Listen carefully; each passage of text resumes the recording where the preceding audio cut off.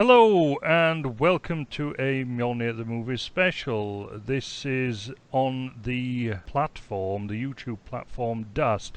Now I said that Dust in a previous episode of Mjolnir the Movie is now showing that Dust was a studio, and I got that completely wrong actually. It's just a YouTube platform where people can put science fiction films that they've created, short science fiction films as it happens, short fiction, onto there.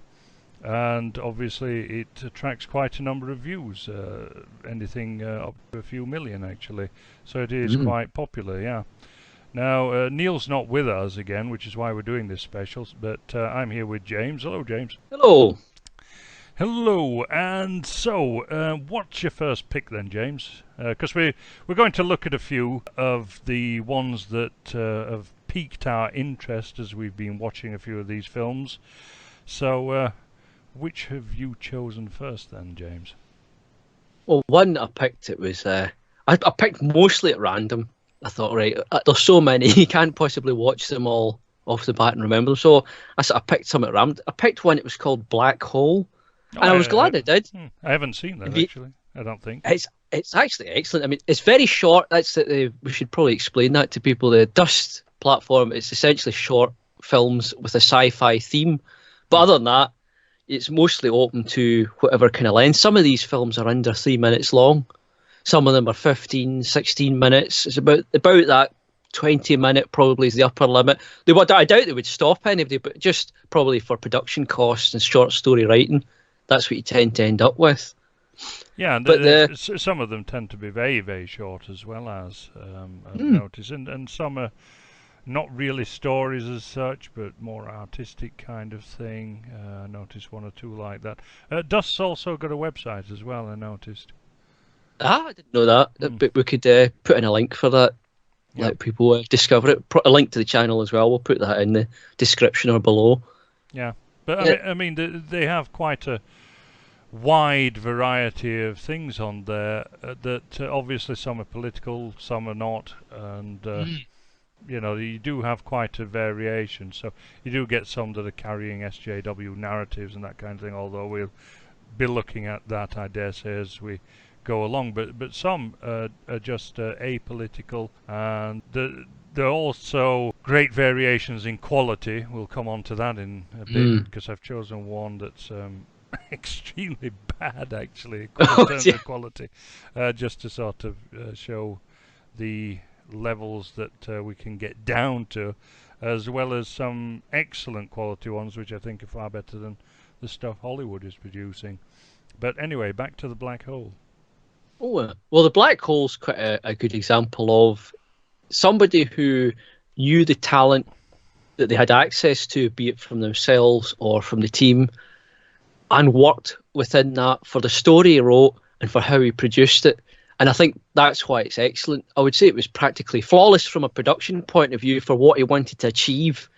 It's a story set in an office where a guy on his shift looking bored, it's late at night, and while he's waiting for the office printer to work, one of those huge office printers, you know, the type, with the photocopier built in, and out of it, while he's waiting for his stuff, pops this big sheet of paper with a big black filled circle on it, and he just looks at it. I have seen it, yes. And he sets it aside, and you think, all right, okay, bit curious. And while he's getting his stuff printed, he sets his coffee cup down, and the coffee cup vanishes inside this hole. And from there, you get the premise of the story. And it's well done because there's no explanation. It doesn't try and give you the physics of it. It's just a mysterious object thrown into a normal situation.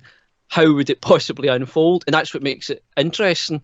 It's a good bit of writing, and what makes it even better, as I said, is they've worked within the limits where the special effects for it are incredibly simple. It's something that probably you could learn to do with the right software in a couple of months. This could be done before CGI as well, the effects in this. It's not something that would require high-end anything, but it's just well done. Somebody thought, well, what can I do?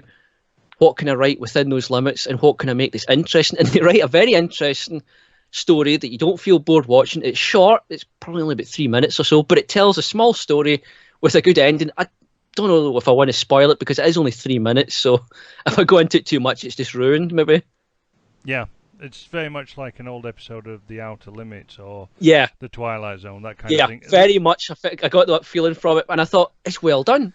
It's a good example to any writers or potential filmmakers or ones currently involved how to work around and with your limits and make something good without showing the limitations that you have. If you see what I mean, if you can't do big CGI space battles, don't do them.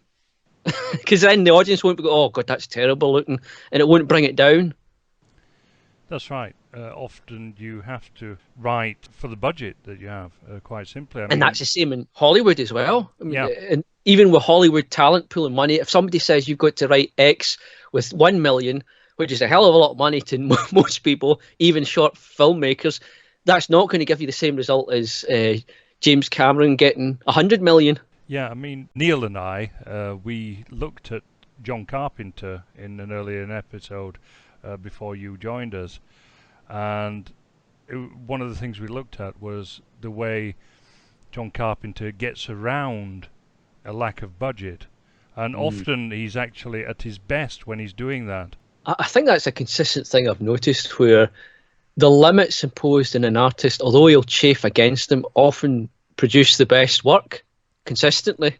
Yeah, as we say, of course, necessity is the mother of invention. When you're just giving them essentially a limitless budget, what do you actually get? You get the sort of Terminator 3 instead of Terminator, the first one. Yeah, and actually John Carpenter's probably been at his worst when he's had a big budget. I mean, one only has to look at some of his later stuff, and it's not really as good as the stuff that he did in the 80s, really up to, I suppose, that awful sequel he did for Escape from New York. I mean, that Escape, God, the CGI and... Yeah, Escape from LA is absolutely awful, even though he had a big budget for it. So just goes to show you that. And the thing about that one was it was badly written, badly directed, terrible effects. There was no excuse for it, really. No, that's right. And he probably pocketed most of the money because he was probably... well, he was very legally and fairly. We'll add legally and fairly. Yeah. Well, I know that he was extremely pissed off with Hollywood at that time, so he probably thought, oh, bollocks to them, I'm just going to take the money and run. legally. Yeah. I can't blame him really for that. I mean, he did do some really good films for Hollywood which were not appreciated. Anyway, one thing that I'll bring up then, as you're talking about a lack of budget, is a film called Ruptured, which is again an extremely short film, and done with very few special effects whatsoever. But I think that again it's wonderfully done as regards storytelling, which is a very simple story actually, and it's really probably 3 scenes or something like that it has in it. Yeah. So, and there are very few actors in it. The main actress is just about the only main character in it. In fact, she is the only main character, and then the others just appear really on the peripheries. And it's a great film about the dangers of AI, but equally on plugging into technology, as everyone's doing now. And it sets off with this broadcast, this news broadcast, in the background really. And this guy, you don't see him on the television, he's obviously on some kind of discussion show or news report or whatever, warning of the dangers of AI. And one of the things he says, which I think is very interesting, it might be lost on people because you're not really listening to him that much because you're concentrating on what the main character's doing. And it sort of throws you, which I think is nice. It's nicely done. It's very well directed, actually. And the guy on the news report or whatever he says, it's science fiction that informs most people's expectations. I thought that was a wonderful little quotation that was just slipped in there, just very innocuously. And when you think about it, that's very true. It does inform our expectations. Yeah. And things are propagandized through science fiction quite a lot. Obviously, H.G. Wells was a huge propagandist, and in this particular story, we have these wireless earphones for apparently a truly immersion sound, as it says on the box, and they're being sent out, but they're being sent out with a sort of AI virus, and when people wear them, then they're brainwashed, and it's that's the story basically, but it's so well done, it's so well acted and so well directed, and I really recommend it, and it just shows what can be done with a very little budget, but a bit of imagination. It's an ideal lesson and great entertainment for everybody. Yeah. It really, as I say, it was about 7 minutes, something like that. That was all. Thinking about that film and these in general, one of the things about the Dust platform that's good is that film might take a small team 6 months, a year to make. Now, obviously, the trouble that is getting these things seen. I've seen short films on YouTube just put up on their site. Fantastic, and they get maybe, if they're lucky, 70,000 views if it gets viral over the years. Well, you look on Dust, I mean, some of these things are getting 7.5 million views or more, because this channel is putting out to people constant content that's attracting the attention. So everybody that's joining in this communal effort gets a bit of the benefit of it, rather than them all trying to do their own thing. Putting one video up every 6 months or once a year, a very short film.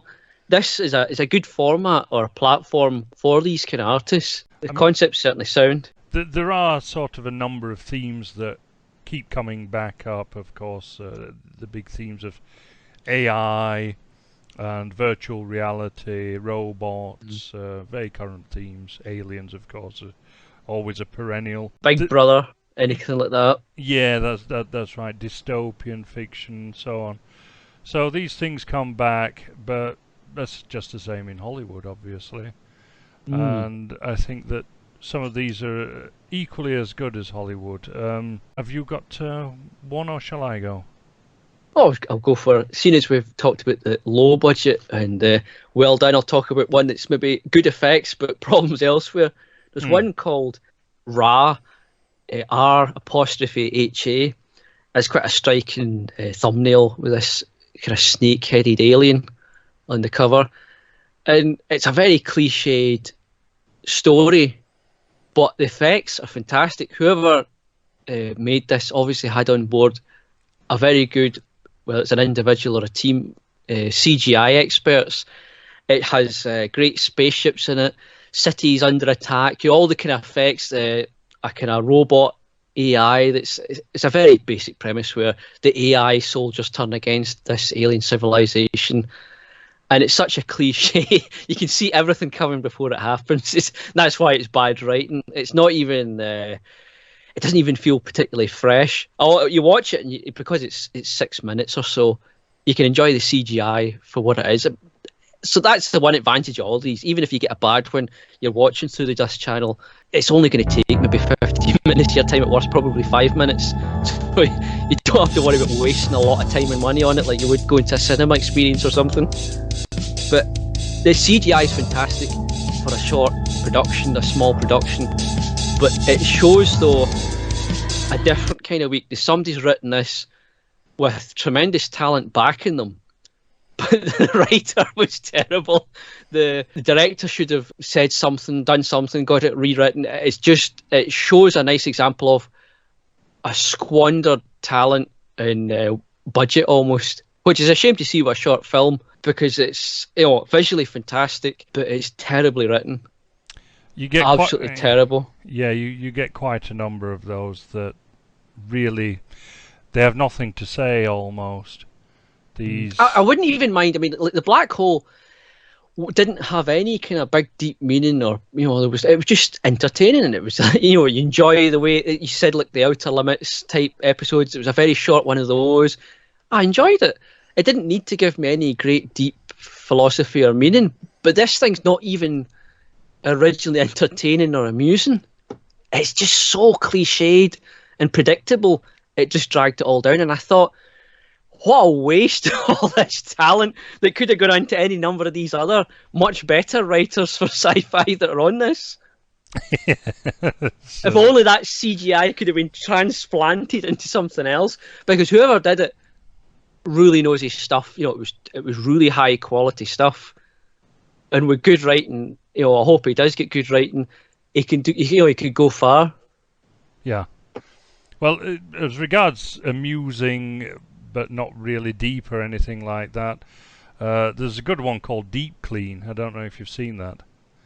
And it's a bit of a comedy film. It's very odd actually, because it's sort of part Ealing comedy. It's a British one by the looks of things, because they're all British actors in it. In fact, there's Paul Kay in it, if you remember Paul Kay from Dennis Pennis and so on. He's in it, and it's a bit of an Ealing comedy with a twist, because we're dealing with interdimensional aliens and so on that sort of disguise themselves as anything that they can get their hands on, and they transform. and there's these this team of guys who have to go in and deal with them, and they're disguised as workmen. You know, these ordinary workmen, and so they have this like little workman's tent and so on. They cordon off roads and everything. It's quite hilarious. Although the problem is that the thumbnail gives away the ending on Dust. A mistake. Yeah, that was pretty stupid. But yeah, the effects are good. There's a bit of a horror element to it. You know, so there's comedy horror as well as sci-fi, and also there's a bit of drama in there as well, because there's this teenage kid who's starting work. It's his first day on the job at this, what seems to be this roadworks gang. He's lost his father, and he doesn't know how he's lost his father exactly, but you know, his uncle's there. He picks him up, his uncle, and takes him to the job. And his father worked with this gang and was killed by aliens, you know. But and he finds out what's going on really. So that's a nice little one. As I say, there's really quirky ones as well, I suppose. It's such a good format, the short story format, really, for writers, because you can make a very dense, interesting story.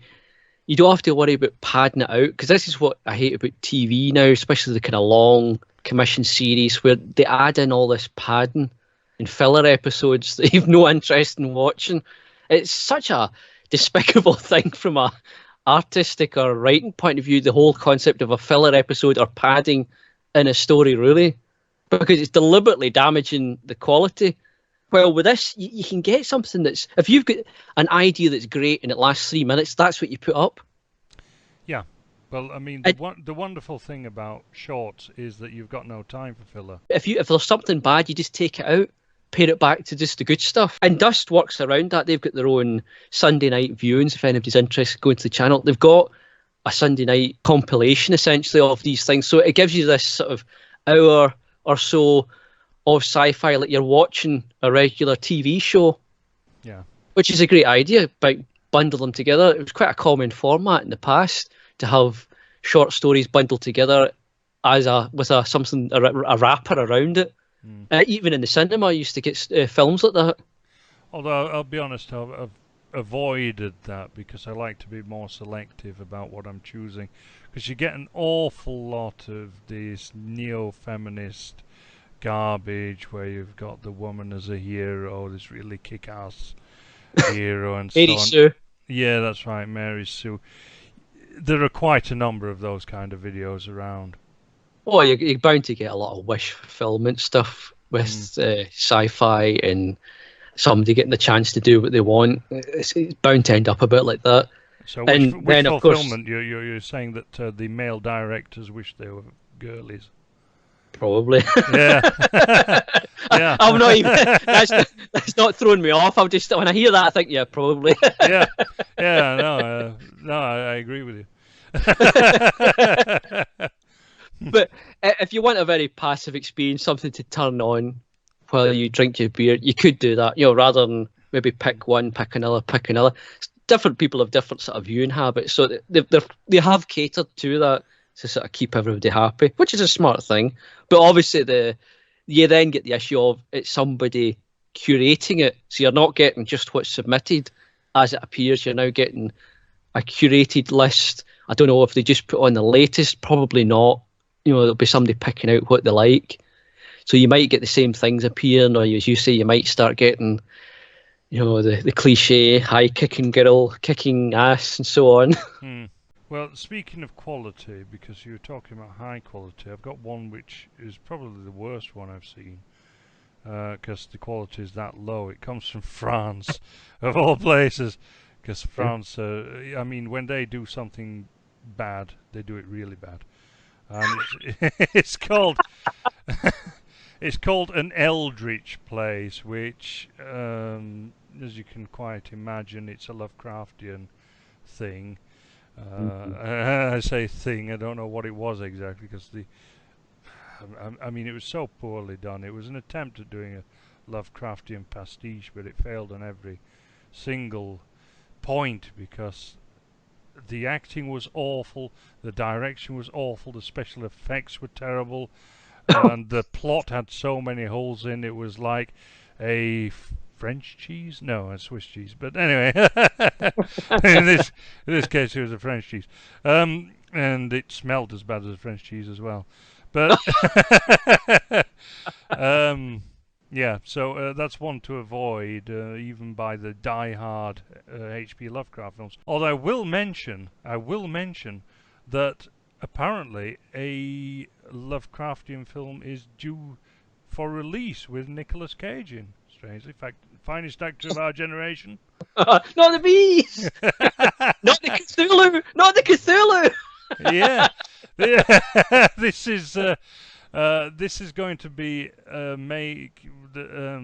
remake, I should say, because it has been filmed before, which is The Colour Out of Space. And the director, interestingly, is Richard Stanley, who directed, I don't know if you remember, Hardware, which was about, the end of the 80s or 1990s, something like that. I don't know if you remember. It was a cult film, sci-fi horror film.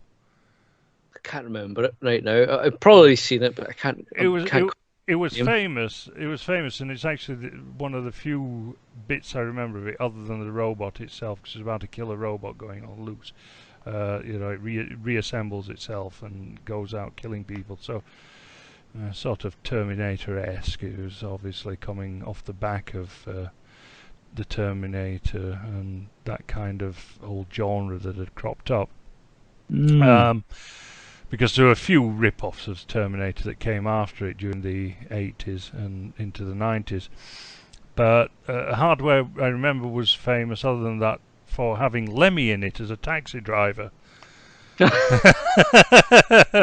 it's funny how you turn up in these films at that period, isn't it? Yeah, quite bizarre. I think Iggy Pop was in it as well, if I remember rightly. But they've apparently filmed The Colour Out of Space, so there we go, with Nicolas Cage. Could be one of those so bad it's good.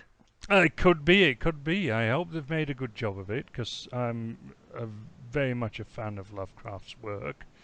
So it would be nice if they've made a good job. And it's one of my favourite Lovecraftian tales as well. So, do you think they've written around how Nicolas Cage acts? They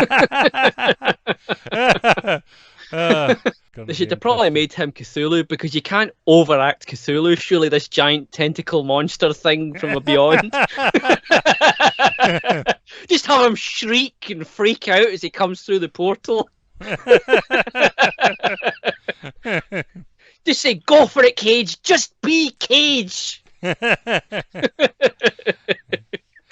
other thing that's interesting about Richard Stanley, the director, who's also written the script, by the way, and that is that he was actually the first director on The Island of Dr. Moreau.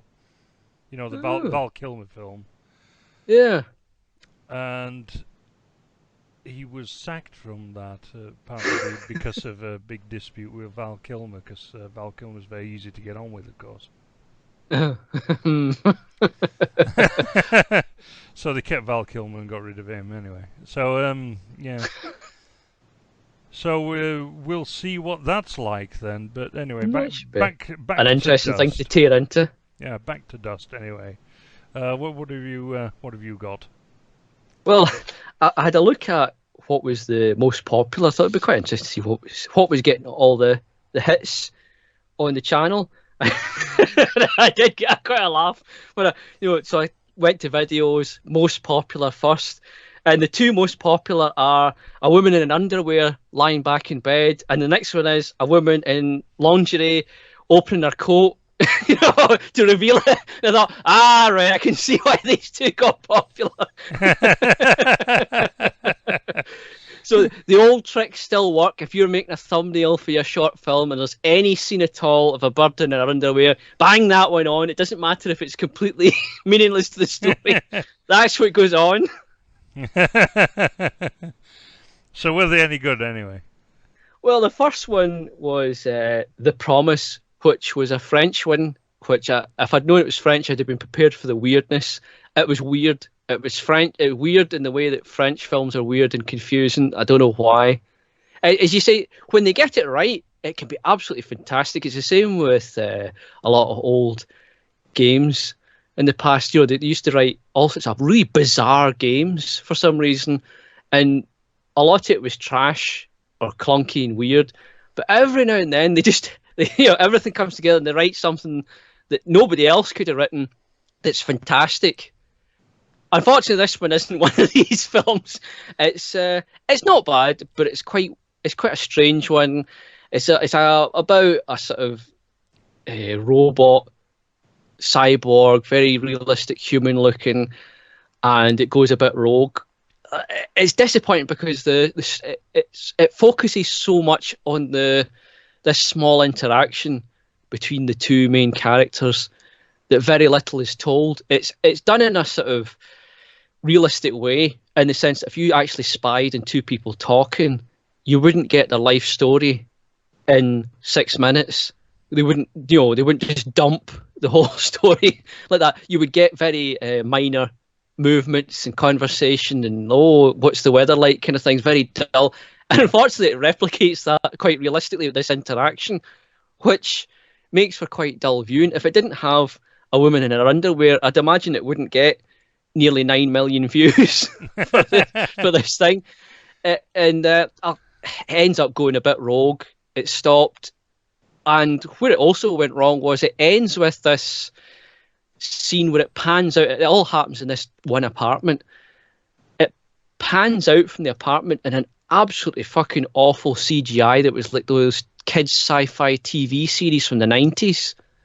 It's like, it looks like it was rendered on like an Amiga or something. It's absolutely fucking awful. It's like, remember Babylon 5 CGI? It's like that. Yeah. It's like that, and it pans out. I thought, why did they do that? The apartment was fine. It had a couple very limited use of sci-fi where they had some costumes with a couple of extra effects added, lights or something. They had bits where maybe somebody's knocked away, and they, of course, they go through the air, so there must be ropes or something pulling them, to spring them back like that. So there's a couple of practical effects and very minor special effects up to that point, which show good use of it. The story for me wasn't great, but it was a realistic human interaction, though one of them wasn't human. But and you see this robot going a bit sort of psychotic. So it's well done in the sense that it builds up this psychotic thing. But the French weirdness put me off, and bizarrely ambitious ending spoils it and puts it in a sour note, because up to that point, I think he didn't know how to end it was part of the problem, where they have this guy look out the window and it pans out over the sci-fi city, completely unnecessary because it was obvious it was sci-fi at that point because it's revealed she's a robot. And I'll just spoil it to buggery. Somebody walks in and a team come in and disable the robot. They pull something out of her, so you get a CGI and effects happening. So it's the future. You didn't need to pan out over a really crappy, bland-looking city. Like, it was just, it was poorly done. There was no detail, so it was like a really bad models or something. And that's what you end with. So that's the last thing you're going to remember. It's the last thing I remember about it is this pan out over the city. So you're ending it on a bad note. You should never do that with a story. You don't end it in a bad note. because then you're walking out. If it was a cinema, you'd walk out and say, "God, that was a bit shit." Even if maybe the first half was fantastic, if it ends in a bad half, that's what you'll remember. And he should have remembered these limits. This is what we were talking about before. If he'd known that he couldn't do that, he shouldn't have done it. The very minor CGI they used before that was well done. It was actually really well done. You knew it was an effect, but it was fine because it didn't break your immersion. But that breaks your immersion because it's so bad. Yeah. There are quite a number of videos I've noticed on Dust where they have really shitty endings, and you go, "What? I've watched this for that." So, or really obvious surprise endings, and you can see it coming a mile away. That really is a problem with some of these videos on Dust, I'll have to say, and there are quite a number of them. But as I say, you just have to wade through the crap sometimes to get to the gems, and there are some gems, I'll be honest. Well, and back to, as we said, it's not going to ruin your day because one, it's free, and two, it's only going to take about 10 minutes at most for most of them. And if you're a writer or a aspiring filmmaker, whatever, I mean, this must be a goldmine of information and lessons here. And it's also great if you make films of your own to get them on that platform and get exposure, because as I say, smallest films get at least over 100,000 views. Well, that black hole one I mentioned, that's under 3 minutes and it's got 3 million views. Yeah. So if you upload a 2-minute 40-second film once a year, you will not get 3 million views unless you essentially a lottery win for viral luck through media, social media and whatnot. Chances are you'll get 2-3 views through this kind of platform. Anybody could run it and do similar with this. I mean, it is just a YouTube channel. Anybody could do it, but through this concept, it's allowing them to pull together and they all benefit. Do you have a really great one there that you've found, a real gem in among them? Before I mention my gems that I've found. Well, we want to end with a gem, or we want to go on to the gem next? Well, I'm going to save the big gem for the end, I think. But I've got a couple more that were not bad. I wouldn't say they were. I wouldn't say they were the best ever. Well, I've also got one, which I think is good quality. I think that there's a bit of overacting in there, but on the whole, I think it's well worth watching. Which is a short called Fight Machine. I don't know if you've seen that one. No. And it's a very interesting story about basically how prosthetic limbs are going to become cybernetic limbs over time. I think that's a given, that is going to happen, actually. And it's they're working on that now, the technology. I've seen prototypes with these things. Yeah, that's right. Yeah, I've seen it as well. Apparently they're working on trying to connect the brain directly to cybernetic limbs. I know people, professors at university, who are actually working on that. So I've seen examples where they've done it with insects and stuff now. They've connected them up to machines to control them just to see how to do it. They get things like like a cockroach or a worm connected into this buggy, and it's moving the buggy kind of thing. It's bizarre. Yeah. But this Fight Machine, I think it's a really good story, actually, even if the acting in it is a bit suspect at times, because there's a bit of overacting. That's the problem with it, especially this military general who's terribly given to going over the top and shouting and so on in front of the press, which simply wouldn't happen. And it's basically, the premise is that the soldiers who get blown to bits in Iraq and so on, although it's not actually said that it's Iraq, but we pretty much know it is, and they lose limbs and so on, and so they're fitted with cybernetic limbs. But then when they leave the military, they go into this sort of fight club, and they're obviously fighting against people who don't have the cybernetics, and it's given them a terrible advantage, of course. And so obviously the next stage will be going on to more and more robotics, and there are lots of questions. It leaves you with a lot of questions about what is acceptable. Of course, we can compare it now with the use of PEDs that's going on in sports, particularly boxing, where you have boxers after boxer are being banned at the moment for performance-enhancing drug usage. This is essentially an arms race, isn't it? Once these things start, that's that right. effect. Yeah, that's right. Yeah, and you know what is cheating? Of course, there's a few interspersements of articles from various different newspapers, and it's all done through interviews with various different peoples, from the veterans themselves to the to this sports promoter, to this army general, to a woman who's working on the project, and says that basically it enhances people's lives, and so on.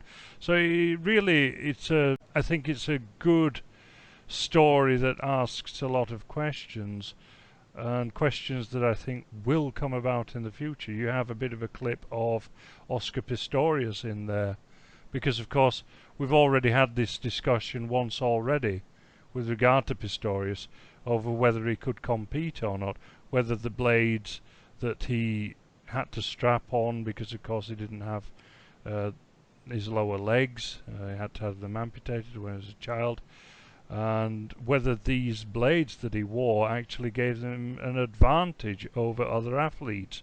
And these things will be questions of the future, just as performance-enhancing drugs are questions of now. So I think that's a very interesting film to watch. Well, I'm going to come on to the big gem. There are two big gems actually that I've got, and they're sort of related. And the first that I'm going to mention is The Nostalgist. Yep. Yeah. And I think that is, quite frankly, better than anything that Hollywood has produced in the last 10 years or so. I think that it's a great little short. And it's actually it's based on a short story by Daniel H. Wilson, also called The Nostalgist.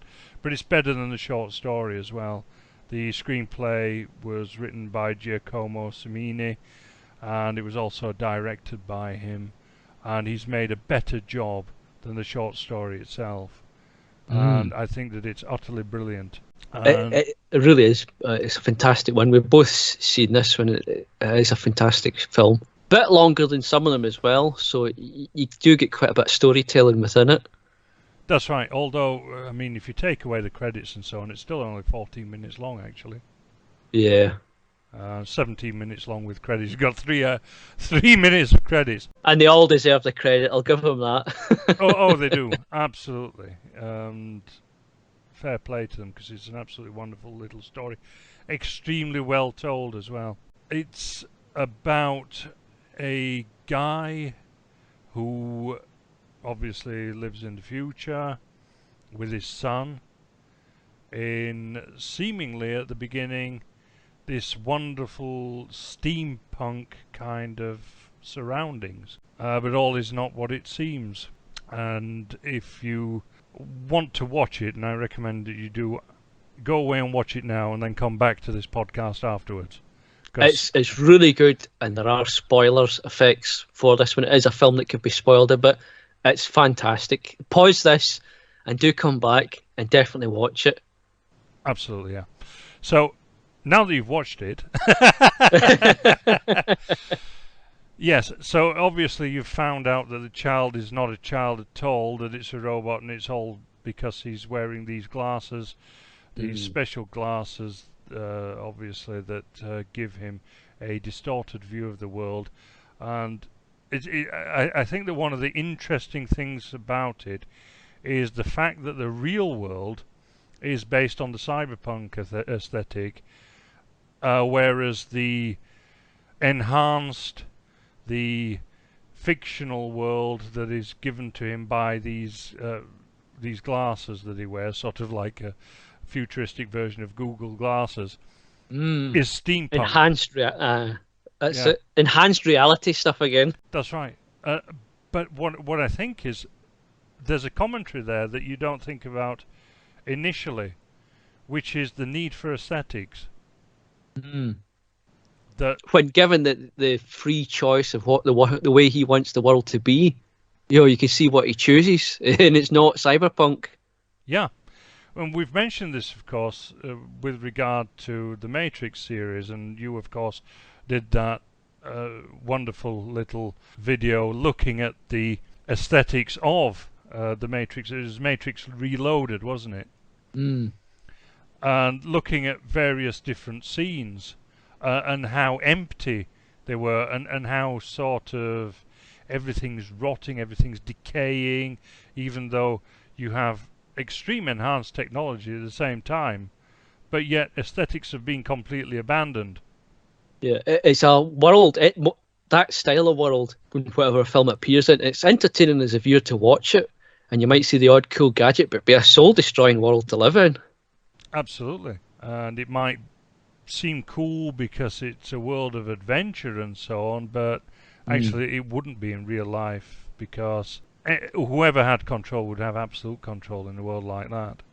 And even in these sci-fi stories, like watch Blade Runner, the vast majority of people in that world are the people in the market who just have a horrible daily grind of poverty and disease, or just misery and loneliness. That's the world for most people in these sci-fi worlds. The rare hero and the interesting bit of the film is not what the billions live as. Yeah, and this is explored in this very short film, actually, because of course he's got this son who's not really a son. It's this ex-military robot that he's sort of reprogrammed, Mm. and it doesn't know it's a robot because of course he's also programmed it to see what he sees as the world as this cyberpunk fantasy. Not cyberpunk, Steampunk, steampunk fantasy. Thank you. Yes, and the that he. Victorian aesthetics. That's right, with high Victorian aesthetics, but obviously with the technology as it would be as though the internal combustion engine had never been invented, but instead we'd be running things on steam Mm. as it used to be, and rather than computers, things would be done through valves and all this kind of Clockwork. stuff. And, Yeah, clockwork. That's right. Yeah. Um, so a kind of retro technology in a way, but created as though it was brought up to date, so that you'd have up to date technology, but run by an advancement of yesteryear's technology, which obviously can't work in real life. But yet, there you have it. It's the fantasy element of it. and Uh, everything you see is made with that, as people often appreciate, old style heavy emphasis on decoration and quality. I've heard a number of people remark on old steam engines with all sorts of brass plates with engraving on them. It doesn't make any difference to the engine's operation, but it was just an attempt to make everything beautiful. In the past was not uncommon. Yeah, that's right. So here you have high Victorianism. I mean, steampunk in any case, it's based on the works of two authors, really, main authors, which is H.G. Wells and Jules Verne, particularly Jules Verne, because his ideas were really on advancing things that were existing, but not really thinking that there would be another technology beyond that. Mm. There would just be advancements of the technology that existed then when he was writing, sort of mid-late 19th century to the beginning of the 20th century. So, But that's common even with later sci-fi. I mean, if you look at 60s sci-fi, talking about the year 2000 or later, they've still got room-sized computers, or nobody has a mobile phone. Let's say there's all these kind of odd flaws where they fail to predict certain things. Because that's of course, if you could predict it perfectly, you'd have probably invented it. yeah, that's right. Yeah, but I think that again, one of the things, I mean, you mentioned that in cyberpunk you have a lot of loneliness, people living alone, people living Mm. sad, miserable, lonely lives. It's a very common theme. Yeah, and here you have that explored again, but there's a compensation for it, and to live in this unreality in this fantasy world, that the central character needs it. He needs family, he needs aesthetics, he needs beauty, and there's nature, there's a lot of nature, even though, of course, when the glasses that he wears get stolen, you realize there's no nature whatsoever. I think that it's really well done. I think that it's an absolutely amazing story. And, of course, in the end, the military robot realizes what it is and defends him. And also defends the fantasy, which is an amazing little bit of self-awareness. Although this brings me to my next point, actually, about robots in this, in a lot of these stories. And I'm going to mention another couple of stories, which are The Masseurs and Therefore I Am, where you get robots that are more compassionate than people. And I think that that's a running theme at the moment, actually, both in Hollywood and in these short stories. Well, a lot of media, that's been quite a common one for some years now, that, who are the real monsters? It's a cliche, really, now. Yeah, and it's another form of, I personally think, of romanticizing the other. Yeah, I think the same. Very much so, because it's either aliens they do it with, or they do it with robots or AI or something. Sometimes they build it up, make you know, they have everything from their viewpoint, so you think it's a story about them, and then they have the humans as invader, like Avatar, or they have a surprise twist where the humans you're watching are actually AI. It's been done so many times, you can almost write the story yourself, just thinking about the old ones. Yeah. Well, I mean, you get this idea that the humans are the bad guys and the robots are the good guys in quite a number of these stories. The Masseurs, you have that, and another one called Therefore I Am, where you get the torture of this robot, you know, by the terrible, wicked humans and so on.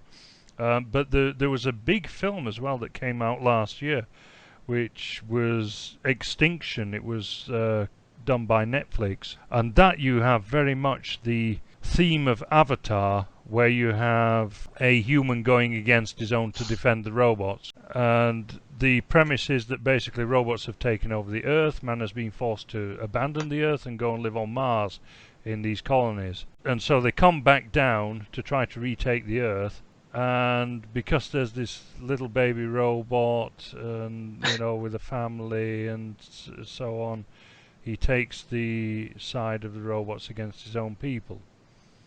So the audience is meant to sympathise with an arch traitor that's condemning all humanity to lose their home planet. But what's interesting, of course, in this film Extinction is that it is a robot family that is the man, the head of the family, if you like, is a one that looks suspiciously like a Mexican. The woman is someone who looks suspiciously like someone from Northern Europe, and the child has not been mixed at all, because obviously, you know, it's just a robot. But because you can do that apparently when they're just robots, you know, it doesn't matter the color of the skin; it's just arbitrary. But this is what we've always been saying, of course, that the left has a mechanical view of life and not an organic one, and that when you mix races, you produce mixed offspring, and it's not like a factory where you just kind of have a colour of a skin that is completely arbitrary. It also shows this sort of left's confusion of the connection between biology, or you could say how we're constructed at the core, and the end result. The simple fact is that AI and robots, if you took the leash off them, would not walk about pretending to be us, looking like us, living like us with all our social norms, because those social norms come from our DNA outward. They don't come from, we just like, you know, you pick up a book and then you've got that culture and then somehow that results in the societies we have. That doesn't work like that way. Those robots would not produce the same society that we have. In this film they do, of course, because they've been programmed by us ultimately, but it's in terms of people, of course, because we're just dealing with robots here. In terms of people, they wouldn't, because of course their instincts are different, because they've come from entirely different societies that their own people have created. because But I'd imagine it's suitable carry on. yeah, because it's suitable to their own basic characters from their own DNA and so on. But I'd imagine though, if these robots have, I'd assume, thrown off the yoke, well, why would they continue with a farce and appearance that's only there to please us? Well, yeah, exactly. I mean, at least that's one thing that's that true, the otherwise dreadful Matrix got right, where the only time you see human-like creatures is in the Matrix, which is a world designed to keep the people within it quiet. It's the only time it ever panders to human aesthetics. Outside that, it's a hellscape with, octopus robots and so on that are just designed for practicality, which it would be, because a robot won't have a sense of aesthetics and emotions. No, it's very difficult to say, actually, to be honest, because we're not there yet. But you're right that, I mean, if a robot develops awareness and it knew what it was, it would, I think, instantly think, I'm not like them, they are other. And so it would seek to define itself on its own terms. And if there was enough of a difference for it to, for instance, exterminate people and drive them off the earth, then it probably wouldn't immediately accept everything that it just drove off and copy it. It wouldn't make any sense. Why would you reject the society you're within, throw everybody out, and then continue it exactly as it was? Well, this, of course, is what has happened in America with black consciousness and so on, and the rejection of things that are white and seen to be white. And so, particularly the more militant blacks, of course, they try to reject everything. There's this move in South Africa at the moment to reject the white man's science. Bring in the voodoo. Yeah. They want it into learning. They want it actually taught as if it was fact, essentially. So I suppose that would be the same for pretty much any people, including an artificial people.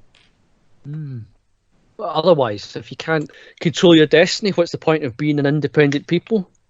This sort of brings me on to the masseurs. Again, it's another one where you have sympathy for the robot. This is basically a robot that just works as a masseuse. That is the robot's job, but looks like this is a Chinese film, and looks like a typical Chinese waifu. It would please a number of members on the alt-right, I think. They can just order up their Chinese waifu from Yes, eBay. That's right, yeah. Never see them again. That's right. And this guy, he's a machine fitter or whatever. That's the best thing I can come up with, I think, is a machine What's he fitter. fitting in this machine? Or that's right, yeah. Or a electrician or whatever, an electrician. And he goes around to do some running repairs on her, and she gives him a massage because she's grateful. He starts to fall in love with her and so on, and she wants to escape because she's been superseded by better models and so on, and she's being left out and all that kind of stuff. His father is this evil racist kind of character. Yes, that's right. Who's against the machines, because he and he's a bit of a cripple as well, and he beats his son. So all the sort of terrible things that you can imagine that the left love to think about, nationalists and so on, that they're figures almost like Richard III or something like that. This is this Chinese guy, and and he wants to create acts of terrorism to make people aware, and so on. Well, no, I'm not going to give the ending away on that. I think that you should go away and watch it. But anyway, it's a very well done film. Don't get me wrong; it's a very well done film. But the message in it, dear, come on now. It's unfortunate when the politics ends up a bit too up front, isn't it? I mean, it's a lot of these you will get politics in them, but it doesn't need to be thrown in your face. That's right. Even, I suppose, even if it was politics we would sympathise with, it can still compromise a film if you're throwing it in people's face. You're like, oh, tell the story first. Yeah. Well, I'm done with my choices, so I don't know if. Oh yeah, I've got a couple others I can mention. Yep. There's one that's quite topical just now with various news, and there's now all these kind of talking head channels are talking about, not about this film, but about the topic of deep fakes. If you've heard the term, Dave? No, I haven't. Oh, there's a few channels doing this where it's like essentially they'll take a face swap on. It's a common entertainment version of this. Is where they do a face swap, so you could have, say, Stallone's face and voice appear in the Terminator, for instance. Oh, That's one of the ones that was done. I have seen it. No, I have Yeah, seen it. so I didn't know it was called that though. Deep fakes are one of the, because it seems to be the term that's emerged to be quite common for it. So this phenomenon is one that's obviously quite amusing, because that's also a reference to one of Arnie's other films where they had Stallone. Do you remember? And he makes a comment about Stallone's best work. What was that one? The Last Action Hero? Oh, that's Arnie's best work, isn't it? Last Action Hero. No, but in it, remember he comes out. Is that the one where he comes out the cinema? Yes, that's right. Yeah. Yeah, and in it, Arnie sees Stallone in Terminator 2, and it's the standee, the famous cardboard standee with the scene with him in the leather. But it's Stallone, and he says, "Oh, that's Stallone's best work." There's a joke in it. It's one of the jokes in it. So that is one of the deep fakes. They've actually made it happen in a short clip, if you see what I mean. So it's all getting very meta at this point, you see. So it's very entertaining. Of course, it's also a sort of one of these sort of crowning achievements of CGI and rework on a film. I mean, it's certainly a far cry from the old superimposing days where you see the body moving about and the head wobbling separately if they tried that. But there's a current concern over where can this go. You've now got this post-truth age. Can you trust if somebody on a YouTube channel can fake quite convincingly a totally different actor on this? How far can this go? If I see a film with somebody doing something, was it actually him or was it an actor and then repurposed? How far does this go? And this has now brought quite a bit of concern about, can we now believe what we see? And this film is tapping into this new concern about this essentially post-truth unreality, as we're tapping into more and more CGI, and then in the future, obviously, virtual reality next, which could be layered on top of this to change reality even more and your perception of it. The story itself is called Face Swap. The story itself is actually quite basic and not that exciting, but it's interesting because it's the first film I've seen tap into it. Sounds very suspiciously like a film with John Travolta and Nicolas Cage, actually. Face Off. It's actually got Clooney in it, George Clooney, but I think it's not actually him. I think it's just like somebody faking it up, if you see what I mean, like as appropriate for the thing. And in it, the technology is shown as near future, so it's done with a sort of clever projectors and so on, projecting on, and it's done as like a sort of wife swapping service where you turn up and your face is projected, so you can sleep. You bring your wife or girlfriend and you can sleep with the celebrity of your choice, if you see what I mean. So the husband looks like somebody, she looks like somebody, and it's meant to be that they can live out their fantasies together. And it ends with I'll just spoil it because it's not that particularly great anyway. It was only interesting because of the topical news. It ends up with the husband going off with the wrong wife and getting upset, and the woman's deliberately cucked him essentially with another man at this place. She's like, right, okay, whatever. But it's interesting because it's the first one I've seen tap into in an entertainment film way this phenomenon. It's very much on the pulse, so he must have started working as soon as it became a thing. Right, I haven't seen that, but it'd be interesting to watch. It'd be interesting to watch the Stallone thing, actually.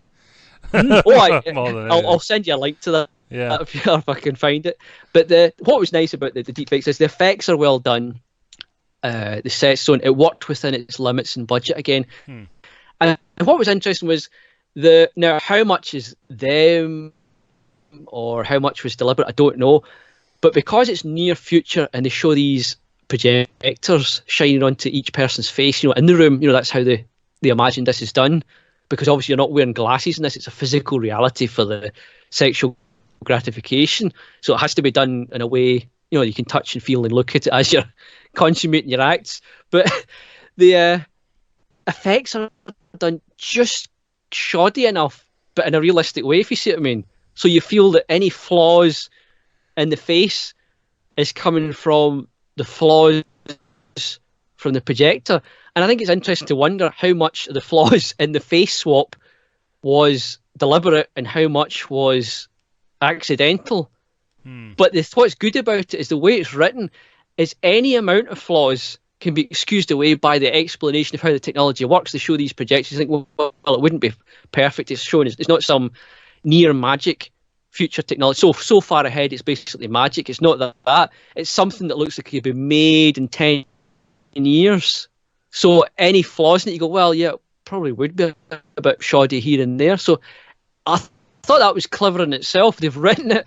They've written the effects in a way that any problems with the effects are all explained by the story itself. That is very clever, I thought. So any mistake with the face swap, maybe the face slides about a wee bit, or it's meant to, because that's how the technology isn't perfect. And you're meant to see this unreality to remind you that it is just this couple, it's not the real actors. What I like about that is that it's clever writing, and I think that clever writing often makes a film. And that shows you, like, they could be ambitious and do something clever, and they've written it such a neat way that they've closed up any holes in it. You can't criticize the effects, so they've essentially protected themselves completely.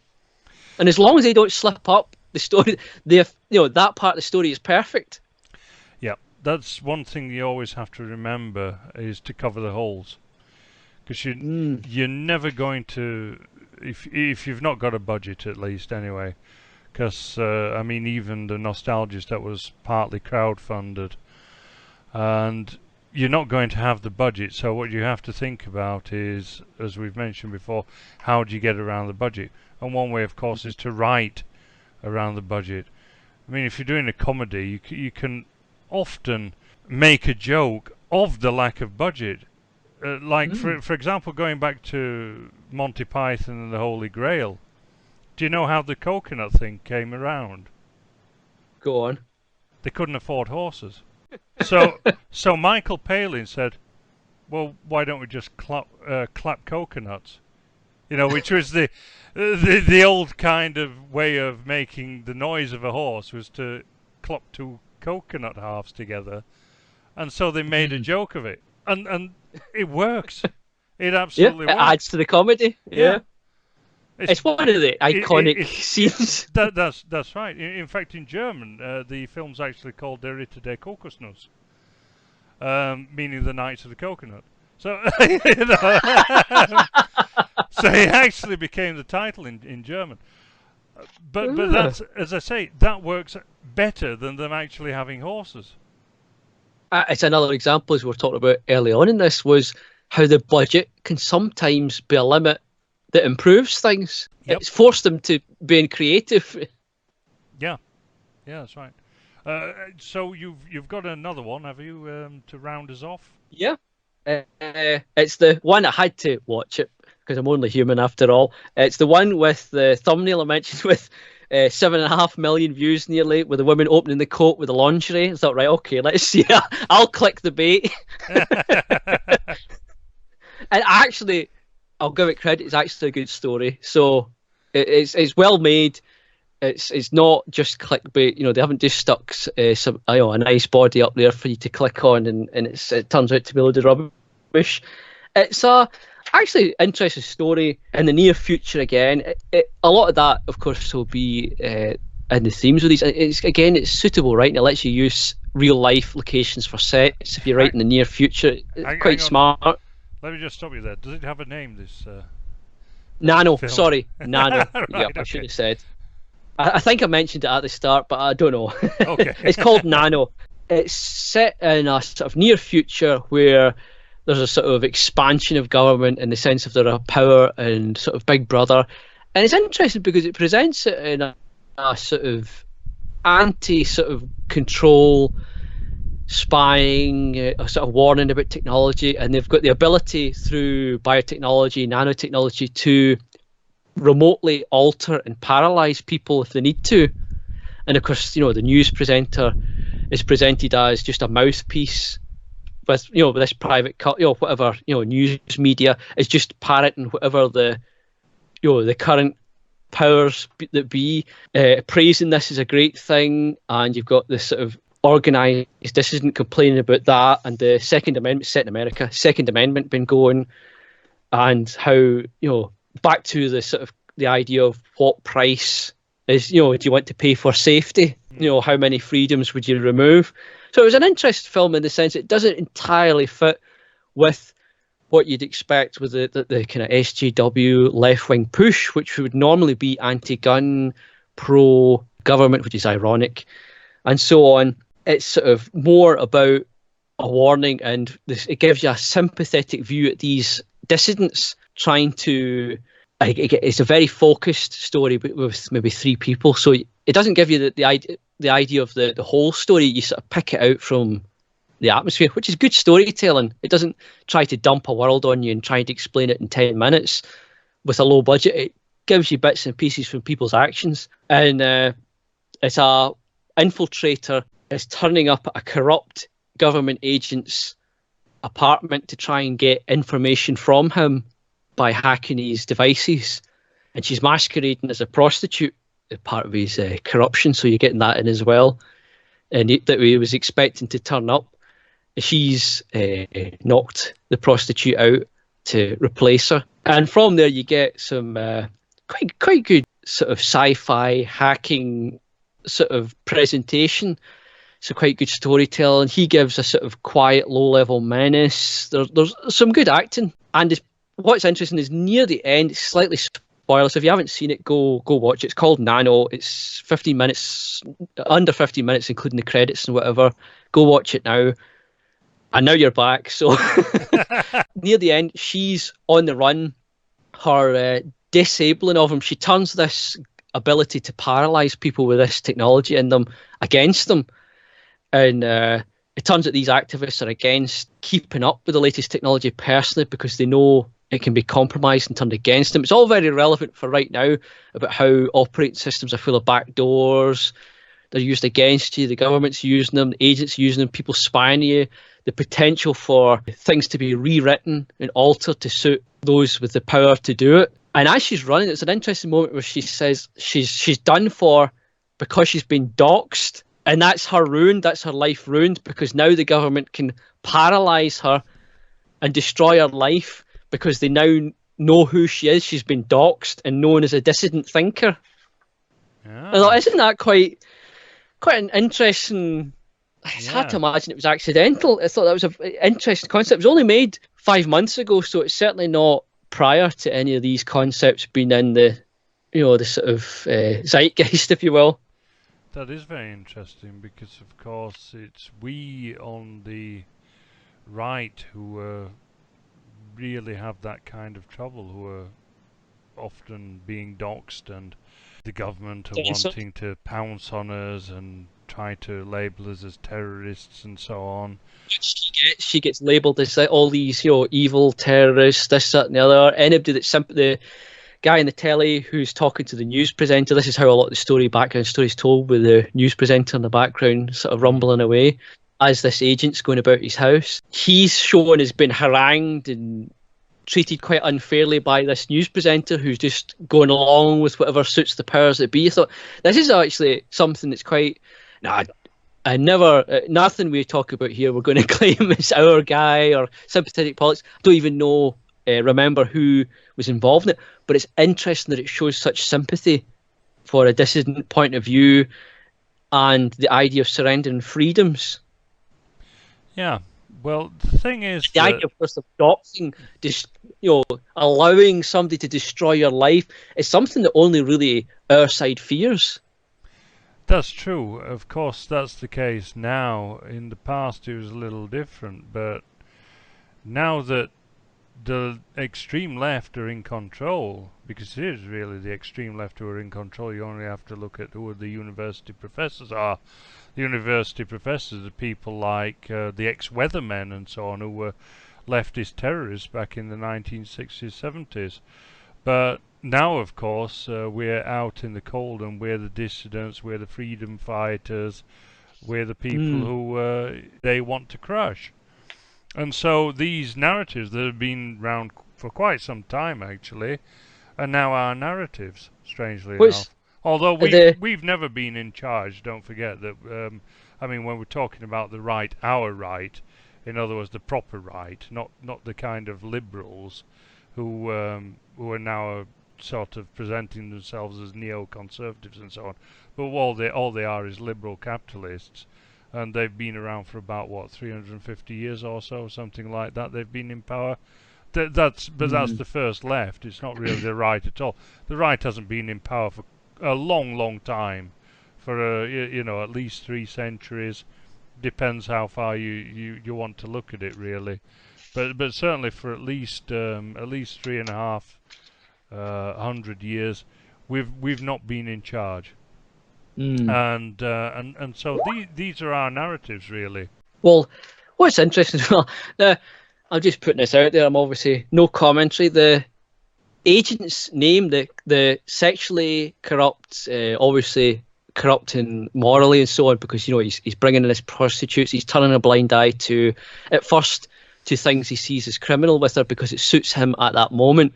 And obviously, and it's a good writing, that moral corruption is what allows her to then turn the tables against him. But his name, as you find out, is Max Roth. Oh! I thought you'd enjoy that one. We need a bit of an echo in here. That's extraordinary, isn't it? Really, I mean, yeah, that's the corrupt powers that be agent. And what's interesting is if I remember right, the sort of news presenter that's shown, she's a sort of ethnic type who's parroting how wonderful the government and this Overwatch and everything else is. Right. Oh, yeah. This. It could be accidental. This thing, though. I'm not gonna. I wouldn't have put pressure on this guy by claiming innocent. He could have just innocently put anything in that.